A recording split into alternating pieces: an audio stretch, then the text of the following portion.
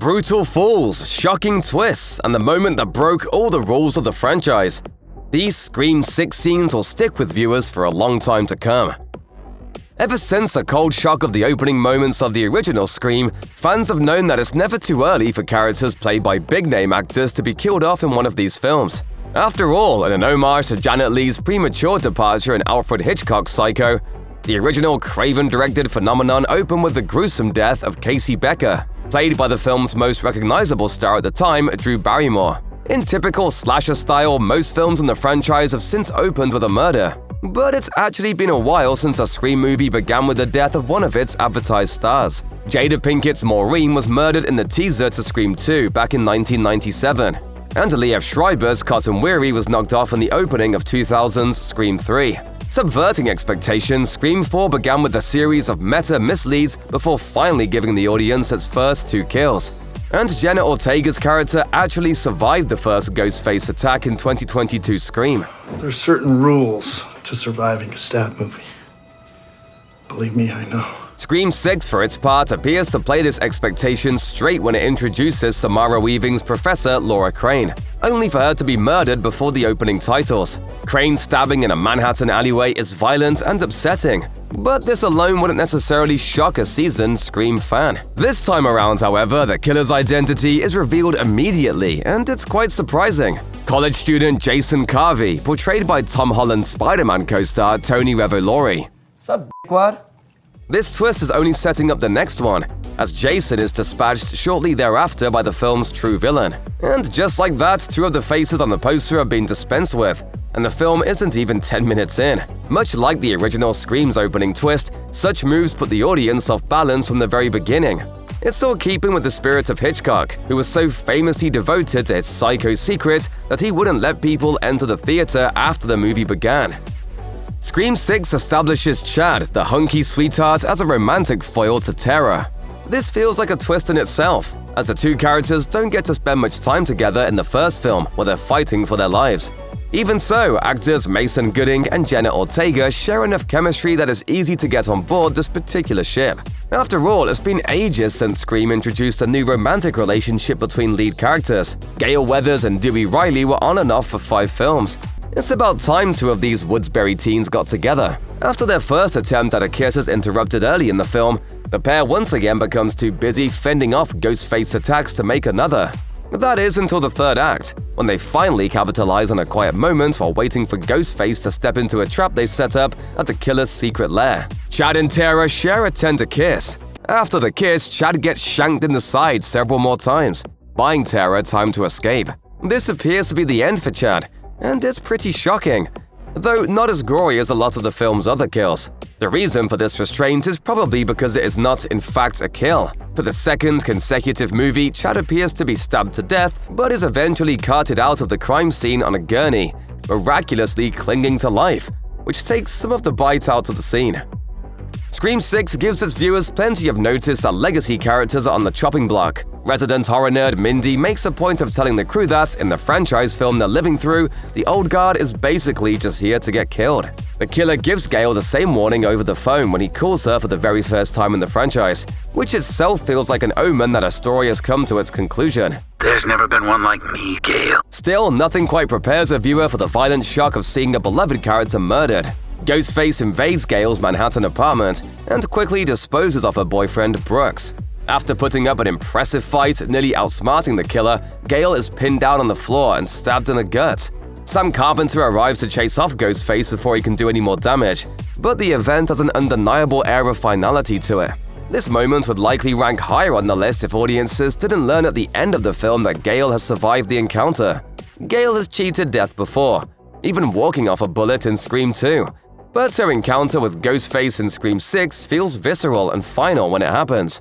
Turning out to be yet another false alarm, the scene will probably lose much of its intensity and effectiveness on repeat viewings. Sam Carpenter, the new series heroine introduced in the 5th Scream film, has a darkness inside her. The secret daughter of original Ghostface Billy Loomis, Sam is haunted by visions of her murderous father and has apparently inherited his predisposition towards violence.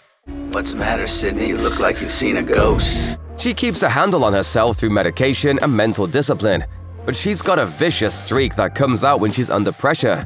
Viewers first saw her cut loose at the end of 2022's Scream, when she repeatedly stabbed her murderous boyfriend Richie in the brutal fashion typically employed by Ghostface. In Scream 6, Sam struggles to cope with the sense of satisfaction she felt while butchering Richie. While being accused of being the real 2022 Ghostface by conspiracy theorists on the internet, the online rumors turn out to be part of a scheme engineered by Richie's father, Detective Wayne Bailey, whose end goal is to frame Sam as the new Ghostface. Bailey trapped Sam in a secret Ghostface museum that Richie curated before his death, whose artifacts include the masks worn by every previous Ghostface. Throughout the film's climax, Bailey urges Sam to put on the mask of Billy Loomis and fulfill her destiny by dying in it. Surprisingly, Sam eventually does choose to put on her father's mask, for only as long as it takes to kill Bailey Ghostface style, stabbing him multiple times in the face and abdomen.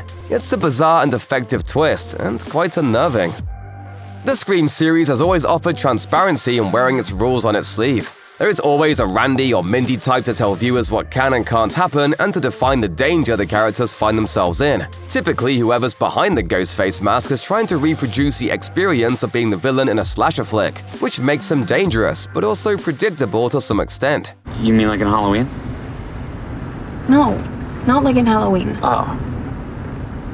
Sounds a lot like Halloween. Throughout the run of the franchise, Scream has had an unspoken rule. When you're wearing the Ghostface mask, you're only allowed to wield a knife. The only times a Ghostface killer has pulled a gun were after their identity has been revealed, never before. Something about the visual would feel unnatural, like Jason Voorhees holding a shotgun or Captain America grabbing a chainsaw. In Scream 6, however, the new Ghostface does indeed break the mold. During Sam and Tara's first confrontation with him on the streets of Manhattan, the carpenter seeks shelter in a bodega, where the shopkeeper attempts to defend his store with a shotgun. Whereas previous killers might have stabbed the gunman and thrown the firearm away, this Ghostface has no problem with stealing the weapon and proceeding to shoot up the place. Footage of a gun-toting Ghostface scandalized Scream fans on social media from the moment it first appeared in the trailers, and it's no less weird seeing it in the context of the film. The sense of danger around the familiar movie monster is immediately increased, at least for the duration of this sequence. Luckily for the protagonist, Ghostface more or less follows the usual rules for the rest of the film. As viewers catch up with Mindy Meeks Martin in the beginning of Scream 6, she's a college freshman, lounging at a frat party with her new girlfriend Anika. Anika is immediately cool and likable. Based on previous Scream movies, this means one of two things: she's secretly the killer, or she's not long for this world. Sadly, Anika receives perhaps the most brutal death of Scream 6, when Ghostface invades Sam and Tara's apartment while the rest of the gang is visiting. After Ghostface appears to murder their roommate Quinn, the survivors are forced to flee the apartment by crawling out of a bedroom window and crossing to a neighbor's place via a narrow ladder over a gap several stories high.